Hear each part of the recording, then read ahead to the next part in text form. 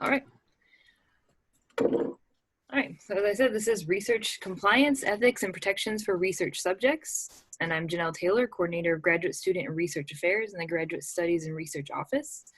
So I'll be going through a little bit. It's pretty much an overview that should kind of apply to everyone. Things are specific within your own departments and in your own disciplines. But this one covers just kind of things that apply to everyone. And we're not going to page over. There we go. So research ethics, while it's kind of a vague term, is generally just defined as good citizenship applied to your professional life. So it's a lot of the golden rule kinds of things. The basic tenets of it are honesty, accuracy, efficiency, and objectivity. So it's a lot of science is obviously based off those things. So it's just really following good science and doing what's right by you, by your subjects, and to provide good data out there. There's no point in doing all that work to provide data that's skewed in any way. Obviously, people are trying to avoid that. And sometimes ethics kind of just shore that up a bit. So there are 9 accepted rules of research ethics. It also kind of follows, it looks like a kindergarten classroom poster, but they are to be honest, to be fair, to do no harm, to know and follow the rules. And that's what part of this is. You need to know the rules to be able to follow them. So that's what we're trying to provide this in a different way that isn't just you having to find the rules, or I know, all the students are required to go through the city trainings through NMU, but that can be kind of long and are easy to skim through, where this kind of picks up the things that are really important out of there. Note that rules that you don't agree with or that you don't find are working for you should be worked to be changed instead of broken. Not everything can be changed, but generally if it's something within your lab or the way your research is running, you need to be talking to other researchers, to your lab directors, to your advisors, not just breaking rules and hoping that no one finds out, because it is pretty serious to do that in research. Be a good citizen. Ask questions is a significant one. Listen to your conscience. And if you suspect unethical behavior, proceed cautiously. And I should say, certainly say something. That's another part of this where if you have, it kind of ties in with the questions. If you have questions, if you feel that something is a little bit off, talk to people about it. You don't need to, some people get really intimidated by the idea that they have to submit a full report that they think that, all these things are wrong and they're going to have to officially be a whistleblower. Sometimes that stuff just starts with asking the questions and seeing why this is weird to you. Maybe there's a perfectly logical reason. Maybe not. Maybe you have to go through a couple people, but ask the question and bring that up. And that don't let that stop you from talking about research ethics. So NMU does have a scientific misconduct policy. I have a link here. This PowerPoint will be available on the Graduate Studies webpage under the workshops. We have a section on the bottom of that has previous workshops. So it generally will have the PowerPoint and then a recording of the training. As we go through this year and everything's on Zoom, we have some pretty good recordings. There are a few from the previous couple years where there's kind of like a webcam room situation, but the recording's still there. It's just a little bit wonkier. But know that you should be familiar with this because it is available on the website. So as a researcher, even though you're working under faculty, if you're working under staff, you're still a researcher and it is your responsibility to know these things. One thing to definitely note is that you must, if you're working with human or animal subjects in any way, you must seek approval with the proper research board before you start any part of your project. That one's pretty important, and that's what we're going to go through later on in here is how that looks, kind of prepare you a little bit for what you're doing when you're doing those, and just basically letting you know it's out there and how those will run for you.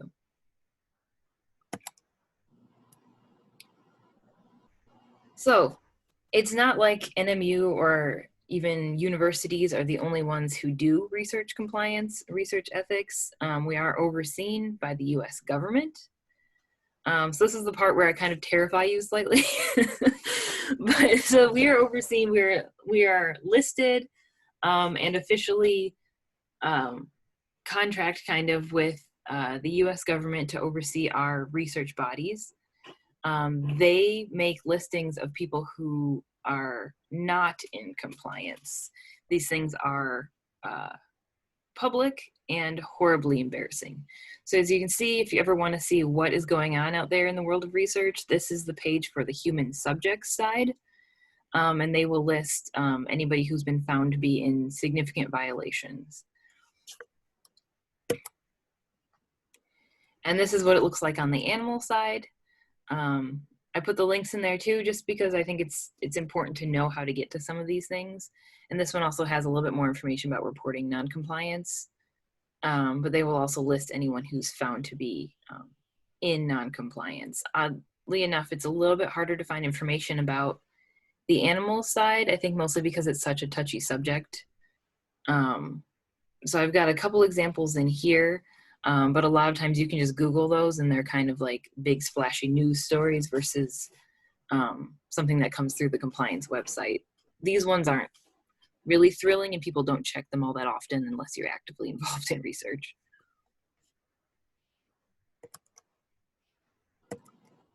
So reasons for scientific misconduct are pretty, you can kind of think through them a little bit.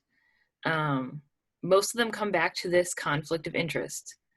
A conflict of interest is any situation in which financial or personal considerations may compromise a researcher's judgment. So that sounds like something that's really easy to avoid, but realistically, it comes down to any number of things that can be kind of, you know, something that you think you could fall into. Things like you want your research to go well, so you get into grad school, into a doctoral program. You want to be seen as, you know, the good student that you are. You put a lot of work into the project and you don't want to see it come back with non-results. You don't want to see it come back with the opposite of what you thought you would get. There's a lot of pressure as you get through projects to kind of follow up with what you thought was going to happen because you've put so much work in and you're working on a thesis or you're working on a capstone and you want it to come back the way that you thought it would. That's scientific misconduct if you start to change things to fit your hypothesis. So I think that's one of the easiest ones to fall into and to definitely watch out for. It's easy to look at giant projects and say that they're like embezzling millions of dollars. Not a lot of people fall into that category. A lot more people fall into trying to fudge some numbers to just kind of make the data say what you want it to say versus what it is actually saying. So I did find there's actually some really fun ones out there with people who got into significant problems. As you can see, I think the gene edited babies is one of the biggest one that's been out there lately. He was adding genes, I believe, to make them not able to get HIV/AIDS, which is great unless you're doing it without human subjects consideration and without proper consent procedures, in which case it's not exactly great. So they're looking at actual jail time. Usually, almost always, there is some sort of financial punishment, no matter what, you know, what level you're on, that kind of happens, but also people, you know, getting fired, getting demoted, and for students, you definitely don't want to be part of any of those labs if you're continuing on.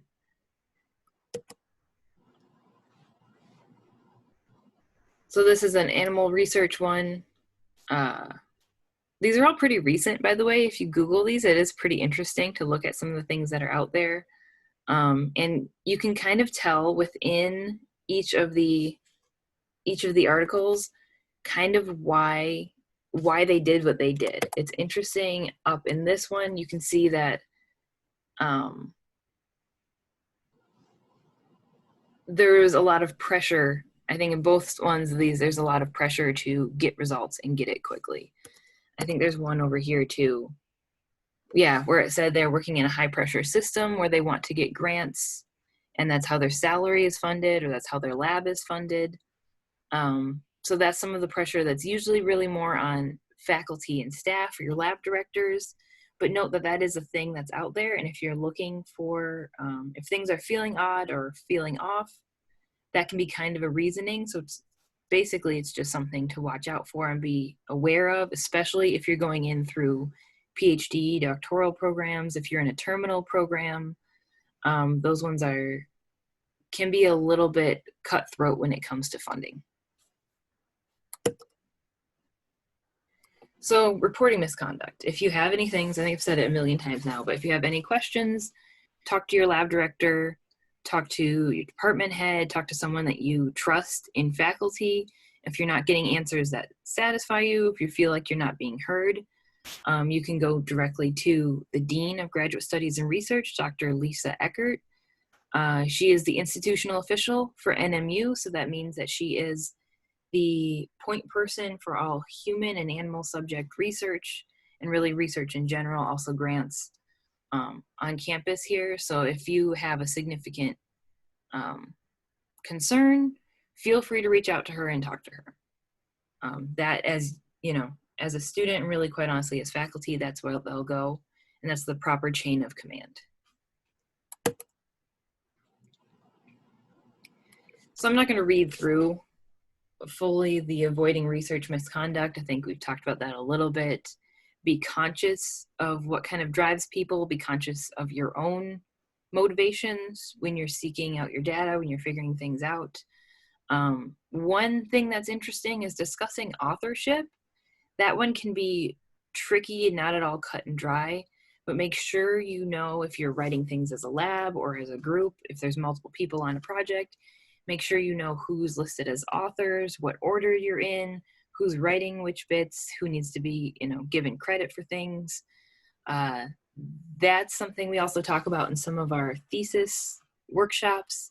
So if your paper is being published in any way, you need to definitely watch out for who's writing what and not picking up any information from a lab partner without their knowledge or without their name being listed. That one can be a little tricky as well if you're used to working in groups and you're all kind of overlapping a little bit. Just be aware of that and talk to your lab director, talk to your advisor about that. They should help you kind of sort it out. That's not a time to just kind of guess your way through and hope for the best, because that can be significant when you go to publish something, and obviously it can really anger everyone around you if you're not listing them as author when they've done a lot of work. So less on the scare tactics, more on the what you can do. So I'm going to run through a little bit of what applying to the research boards at NMU looks like, just so you're kind of familiar with it. You do have to be working under a faculty member to apply to either one of them. So you will have somebody to lean on with that, but you should also be fairly aware, and honestly, your faculty usually are not able to hold your hand through the whole process, so you should be able to figure out some parts of it yourself. So human subject research is reviewed by a committee called an IRB.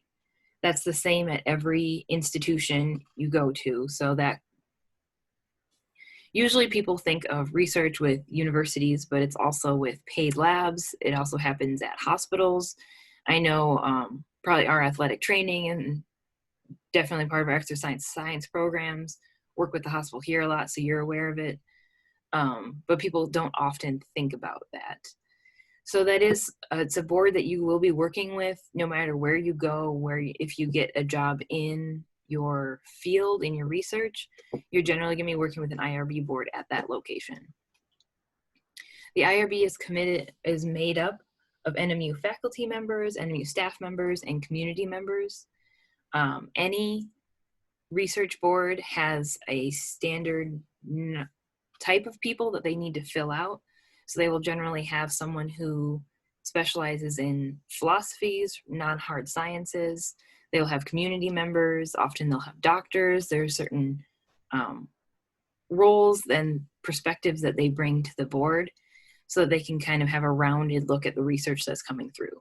And their job is to review the protection of your subjects in your research. They're looking at it saying, if I were enrolled in this research, or if, someone I know were enrolled in this, what would I want them to know? What do they need to, what kind of information do they need to have? How are they able to like approve that they want to be part of this? How can they get back out? And they have obviously rules that govern this, but that's their angle. They're not looking to shut down your research, and they're also not looking to make your research happen for you. They're looking to protect the people that are involved in your research. So this is a general definition. Research is a systematic investigation resulting in generalizable knowledge. And a human subject is any individual that you are conducting research on, obviously, with data through intervention or interaction with the individual, and where private identifiable information is provided. Obviously, there are things that you sometimes do in classes that fall outside of those categories. Definitely check if you're not sure if something counts as research or if they count as human subjects. Check with your advisor, check with your lab director, and if nothing else, you can check with the IRB chair. He looks at those. He can kind of tell you whether that's something that needs to go before the board or not. It's really important to make sure that you are at least checking, even if you're pretty sure that doesn't count as something, because your whole research is, illegal and also invalidated if you proceed with something and then find out that it really had to have human protections to start with. Usually this looks like your thesis, your capstone project, anything where you are collecting data about multiple people, where you're setting up trials or interventions or interviews, even if you're doing something simple like asking people whether they like coffee around campus. It's easy to think that questions don't really matter and you kind of have some like, who would be offended by their coffee question? But quite honestly, it's not about that. It's that you're collecting information about that person and it needs to be reviewed to make sure that you're doing what you said you're going to do and that your data is being treated properly. And you never know. That's the job of the IRB, is to look at the other side of it and say, someone was once burned by coffee. They could be very upset by you asking the question. They take that look at things where sometimes the researcher doesn't have that scope. I'm also not going to just read through slides, but these are out there for you to look at out on the website and kind of review if you're heading into any kind of research.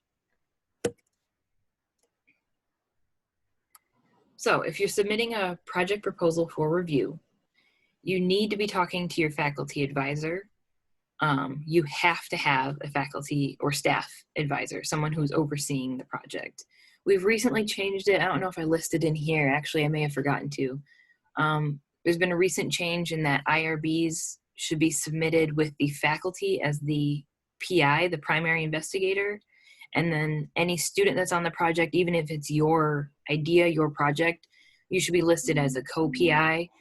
And anyone who is listed, who is helping out, but maybe it's not their project, they're kind of part of the lab, those people should be listed as co-researchers. We do currently have a form. It doesn't have things like that broken down all that well, but we are working towards a software system where you can submit your IRB and it will kind of walk you through things a little bit better. That should be coming in the next few months. Hopefully it should be rolling out. For right now, we have documents provided on the Human Subjects webpage that's out there on grants, NMU Grants and Contracts, as well as nmu.edu/research. Really everything, the research website is the hub, and it will provide links back to anything you need. So that's a good one to remember and use because it's a little bit simpler than trying to look through all the departmental websites that are out there. That's why we created it. So you will go through the IRB info sheet. You fill out information about your project. Definitely talk to your faculty member about each of those sections. Take each question seriously. You should never have a one-word answer or one-sentence answer. It should be fully fleshed out, even if you feel like it's kind of a stupid question or if it's something that's very obvious for your research. Think that you have people who have no idea about your research. They don't know you. They know nothing about what's going on. You're taking it basically back to elementary steps and building your project on paper for them. Once you have that satisfactory to you and your faculty advisor, you can submit it to hsrr@nmu.edu. That's available out there on the website as well and on the sheet that you're filling out. That will email it over to the IRB chair and to myself. We'll take a look at it, make sure you have all the components, and we'll see what kind of level of review that it requires. So you'll get some communication back about that, usually within a couple days. Also, please use Word documents and PDFs whenever possible. Google Drives are great for working on things, but it's not exactly helpful when you're submitting paperwork because often permissions are wrong. I have to go there. I have to keep everything in a filing system anyway, so I have to download that document from your Google Drive, which sometimes sets off the formatting. So please use Word documents and PDFs and attach them to that email. Like I said, we're working on a software system where that won't be quite as clunky as that, but for right now, we need to have all those documents attached to your email when you send it. Note that I'll be talking about your city training, so that's research compliance training. You do need to submit a report saying that you did the city training at the same time when you submit your IRB. So you don't wait for it to be approved and then do your research training. That should be done already before you submit anything. And you must include the city report for anybody on the project, even if it's just your lab mates who might have access to the data on Thursdays when they come in. Like those people, if they are listed on there, if they have any access to the data, then they should have their report in there as well, and they should have their name attached too if they have any access. A side note on here is making sure you will, if you get your project approved, you will be assigned an approval number. It will look like this. HS is human subjects, that's the year, and then it will have a number attached. That is your official register of your project, and it needs to go on absolutely everything you do. So note, the websites are super helpful.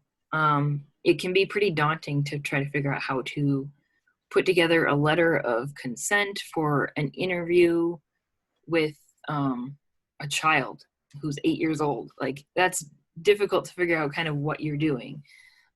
We provide templates and examples that you can figure out what that should say, how it would look, and also to keep the language simple. So a big part of submitting to the IRB for human subjects is checking your language, making sure that the committee is able to understand it, and then two, that your participants are able to understand it. The general rule of thumb is to do an 8th grade reading level, assuming that the general population is able to read and understand at that level. There are things where you can go and like highlight and submit them to see at what grade level they actually fall at. I think that's probably unnecessary. Just look through it and try to think about that kind of mindset and the type of words you're using and the length of sentences and definitely the scientific words. If you're doing consent things, if anything is going to the public, try to limit some of those because you want them to understand what's going on. Oh, COVID note, which I apparently didn't finish. COVID note is that there are research participant agreements and release available in the template area now. So if you're doing something that may bring you into contact with people or if they're coming to some place, note that those have to be also submitted and filled out with they have to be filed with your research documents that everyone has agreed to whatever is going on. This year has been kind of interesting. I'm sure everybody's aware. So we're working on trying to kind of still allow people to do research, but within safe bounds. So this is a quick overview. Once you submit your protocol, your full research plan to the IRB with all the documents that you need, it can go to 3 different levels of review. The first one is limited. That's for things that have very low risk levels. that can generally be approved by the chair of IRB, and those can go through pretty quickly. Generally, depending on the time of year and the number of proposals that we're getting, generally we can get some of those approved within 3 days or so. If you have something a little bit more complicated, if you have something that may be of slightly more risk to your participants, it will go to an expedited review. That means that it will be reviewed by 3 members of the IRB committee, and they will generally contact you. We'll let you know if things are sent to expedited. Generally, if you have a limited review, the first thing you hear back, either we'll ask you for changes on it, or we'll approve it, and then you'll just kind of get an approval letter back. If you're going to expedited, you'll get a note that it has been sent to expedited and that it should take about 2 weeks. So those committee members have 2 weeks to look at your project and see if there's any changes that they'd like to see happen before it is approved. Almost always they ask for something. I think that's kind of the point of sending a committee. You can almost never get things to 3 different faculty members and have them think everything's great. That's what they do. So they will generally, if things get sent expedited, expect to hear back from them with a couple things that may need some tweaks or possibly additions. That's not terrible. Don't get upset. Usually they keep it pretty simple. You make the adjustments, you send it back to the chair of that expedited committee, and then usually after you do whatever they've asked the first time, they will send it back for approval. Just note that you need some time. So if you're unsure what level your IRB is at or your project is at, and generally, I mean, all the time, plan for like 2 or 3 weeks, month or so before you need to start your project. Don't submit an IRB protocol the day before you intend to begin, because you're not going to have that approval and you can't begin until you have that. The final level is full or convened review. Those are a little bit more rare. They generally happen when you have research subjects that could be considered to be at high risk, like if you're doing research on children, on prisoners, on people who may not have good decision-making skills. Usually those are the ones that will go to a full convened committee, and that means that the IRB will meet every one of them that can make it, a full quorum of the IRB committee, and they will talk about your project. You will be there for that, so you'll certainly know. They will set a date and a time, and you need to make time to be there, and you need to be prepared to talk about your research. Also, your faculty advisor will be there, so you're not just thrown before this committee, but that is something that you need to kind of prepare for if that happens, and be prepared to talk about your research from a scientific point of view and not always a personal point of view. Research is about the data, about what you're doing, and it's not about the committee hating you or hating all of your ideas. They're trying to make sure that everything you're doing is above board, that you will be able to use your research, and that no one's going to be harmed in the process. And those ones usually definitely plan a little bit extra time, because obviously they need to find a time for the whole committee to meet. And another one similar to the expedited, they almost never fully approve a project that has come before the full committee. There's usually adjustments to make, so you leave the meeting, you make those adjustments, and you resubmit it to the chair, and then you're generally approved at that point if you've actually done the changes that they requested. So note that everything's not instant. So yeah, after you've received the approval in there, that's when you will get the approval number that I noted on this screen. So note that that comes at the very end, and that's pretty much your sign that you're good to go and continue on. And people who know research will know to look at that. It's interesting if you ever get like email surveys or mail surveys sometimes from like Harvard, like bigger schools or big labs, you can actually see that they'll list their human subjects information. So it's kind of fun to look at and know once you're kind of in it, you can see it in other places. So that brings us over to animals in research. The animals in research are overseen by the Institutional Animal Care and Use Committee, the IACUC. People talk about IRBs fairly often in normal life. IACUCs are not generally mentioned as much for some reason, but I think it's a lot more fun to say, so I'm not sure why. I think basically animal research is one of those things that people don't always talk about when they know what's going on, just because people get concerned about it. At NMU, we have a very, very low level of animal research going on. We don't have some of the bigger level animals. So we generally don't have to get too far into the weeds with some of the more interesting parts of that. The IACUC committee is similar to the IRB committee. It is made up of faculty and staff, community members, ethicists, people who are worried about, they're doing the same thing that they're doing for the animal subject side. They're taking a look at the animals as subjects in research and taking their side of things. IACUC animal protocols are very strict, largely because animals can't speak for themselves, at least in a human subjects research. You know that those subjects should feel comfortable enough to tell you when they want to drop out or that something's going wrong. The idea with animal research is that they can't always do that. So there are people involved making sure that they're not involved in the research, they're not involved in the sciences, they're just looking at it as taking the side of that subject in the research. We also have a veterinarian on that one as well, because it's important to have someone who knows animal physiology. So know that anytime you're doing any research that can impact animals, it falls under IACUC purview and you need approval for it. People think it's kind of funny. We have, especially NMU, we have a lot of wildlife research. So we have a number of things that are like, I'm feeding some birds in my backyard. You still need approval for those. People go out and literally like count frogs. Those are still approvals that you need through the IACUC.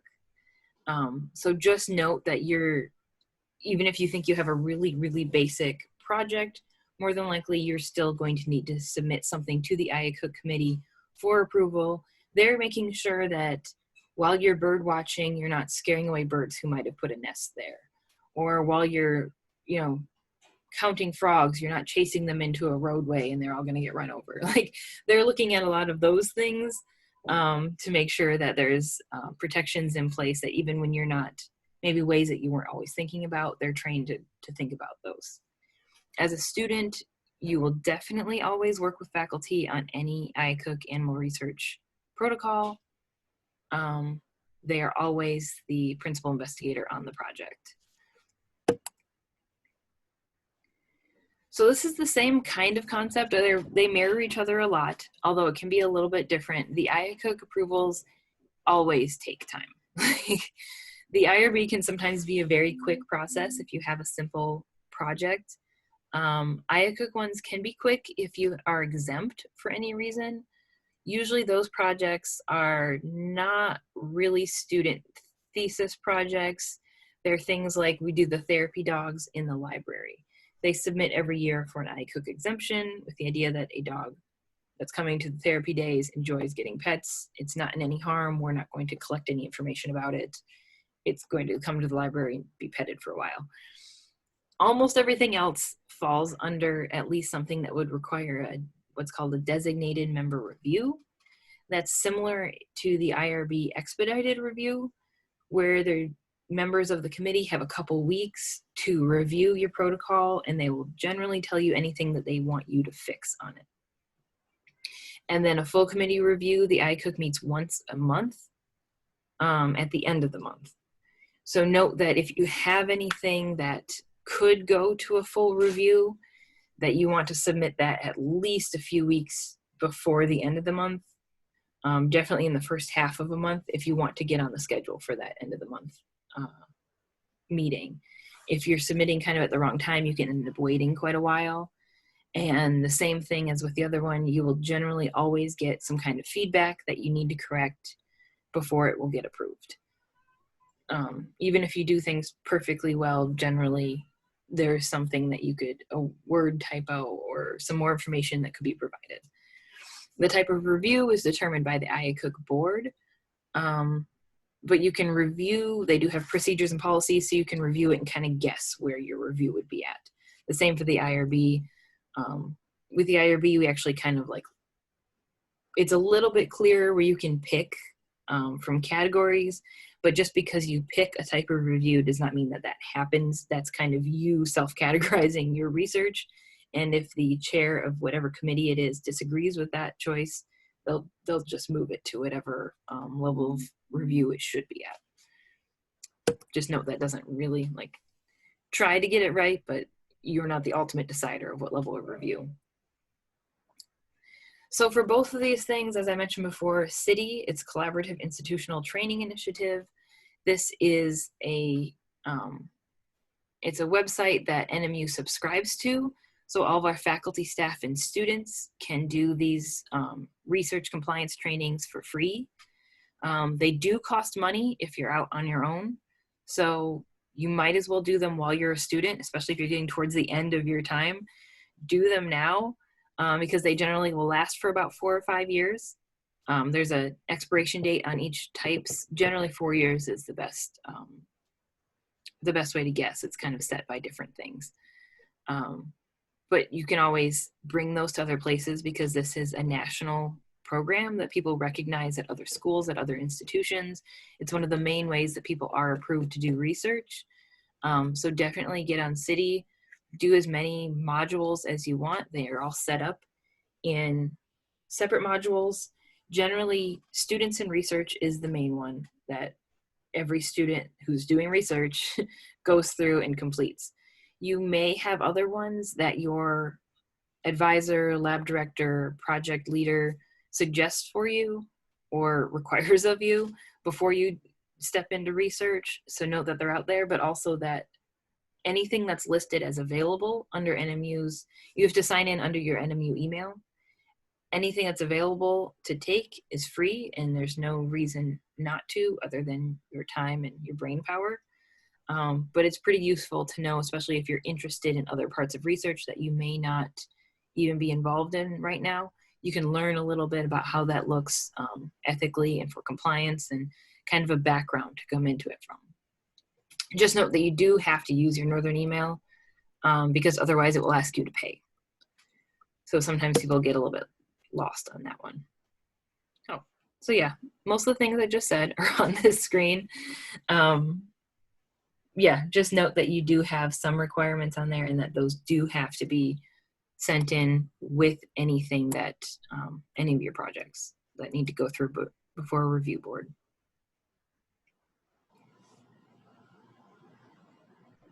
Essentially, this is kind of going over what we've talked about. Work with your faculty member, make sure you're talking to other people. If anything is confusing to you, if anything doesn't feel right, talk to people. That's your first step. You don't have to be sitting down and writing everything out immediately. Talk to people, see what they think. If things aren't kind of lining up still, just move up that chain. And then, you know, be aware that filling out an official essentially complaint or review of ethics can be helpful. You're not tattling, you're not telling on people. You're working with a lab. You're working with faculty members whose names are on the line as well. If something looks funny to you, potentially other people don't have access to that. Potentially you see it from a different angle. Note that anything research compliance wise, everyone wants to be above board all the time. No one wants the consequences of that. So bringing these things up can actually help someone to review their own process, to make sure that things are going correctly, and to make sure that you and other students and other faculty are doing what they need to do properly to keep themselves out of trouble and just to basically have research that matters. It'd be silly to spend all your time doing research that's not going to matter in the end or that gets walked back. Just note that you need to keep track of what you're doing, when you're starting, who's on a project. All of those things need to be submitted to the research boards and they need to be updated. If people change, if you were working with some students and now you're not working with other ones, note that those are all things that need to be submitted to the review boards, they're generally modifications, which means you don't have to start the whole process over. You submit your information, what has changed about your process, or if things aren't working, that can also happen. Especially in, I know in exercise science things, in HHP, sometimes you kind of tweak things after you've started a protocol. That's fine. You just need to submit that for a modification and note that the IRB, when they approve that, that you can start doing whatever those changes are. They do allow for some flexibility without starting over. So it's not the end of the world if that has to happen. So these are just some links that you can have. They're out there. Contact the IRB or the IACUC if you have any questions. Oh, that's what I didn't note too. Definitely if you're unsure if something needs to be reviewed or what level it would be at, you can contact the chairs of those committees using that HSRR or IACUC at NMU, and just kind of ask them, provide like 3 sentences about what you're doing. Ask them if they think that needs review, and they'll kind of give you an idea of what sort of process you should go through. So don't go fill out a ton of information if you're really unsure. Just check with people first. And I think that is generally it. Are there any questions? Are there things that I said that may be confusing?